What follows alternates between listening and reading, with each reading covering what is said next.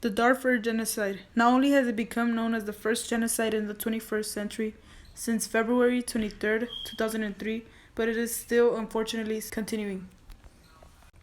It is an ongoing conflict between the Sudanese government and Darfurian Africans in Darfur, Sudan. The perpetrators include the Sudanese government, Janjaweed, a militia that operate in eastern Chad and western Sudan, the Sudan Liberation Army, and the Justice and Equality Movement. They targeted Darfuri men, women, and children as well as the Zaghawa and Masalit tribes. It all began with the first civil war in 2003 when the Khartoum's military airfield was attacked and a general of theirs was kidnapped by two rebel groups, the Justice and Equality Movement, and the Sudan Liberation Army. As a result, the Khartoum's government ordered for the rebellions to be eliminated. In the process, civilians were hurt.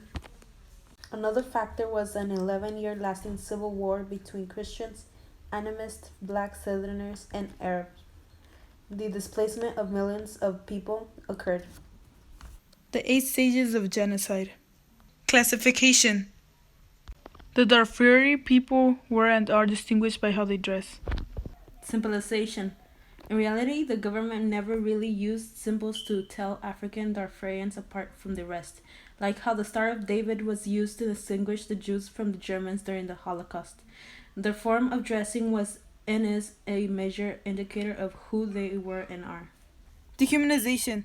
The Janjaweed government and Sudan army have all taken part in dehumanizing the Darfuri people in Africa. Innocent African Darfurians have been treated as worthless.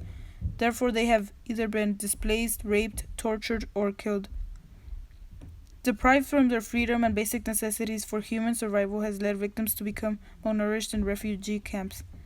If they are ever freed from the refugee camps and decide to go home, peace is not guaranteed because attacks still occur. Organization. The government is behind groups such as the Janjaweed and Sudanese military and police. They employ them. Evidence clearly suggests that they intend in directing an ethnic cleansing of all non-Arabs. Polarization. The ideologies of the two identities created armed cultural and political conflict. The Arabs believed to be superior than all authorities, thus they were used mainly for political gain. In order for the Sudanese government to advance their campaigns, they needed to play off the tensions between the two groups. Preparation. Darfurian citizens were systematically displaced from their homes because of the attacks that targeted villages and crop fields, which were conducted by the Janjaweed. This resulted in the displacement of about 2.5 million people. During the process of the attacks, the Darfuri were either raped or killed. Due to all the damage, they were forced to relocate into even more dangerous refugee camps. Extermination.